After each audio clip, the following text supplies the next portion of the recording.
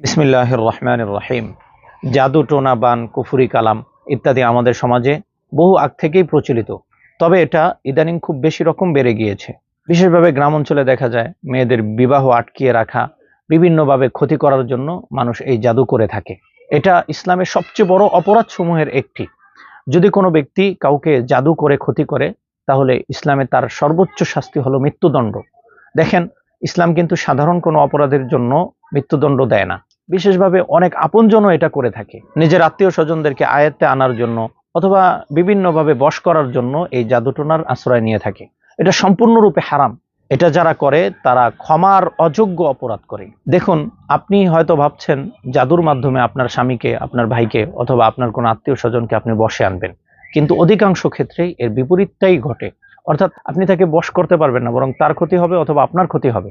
একটা কথা সবসময় মনে রাখবেন, আপনি যদি কাউকে ক্ষতি করতে চান, তাহলে ওই ক্ষতি বহু গুণ বৃদ্ধি পেয়ে আপনার উপর পতিত হবে। এই জন্য কোনোভাবেই আমরা এই জাদুর আশ্রয় গ্রহণ করব না। এটা আপনাকে ধ্বংস করবে, আপনার পরিবারকে ধ্বংস করবে, সমাজকে ধ্বংস করবে।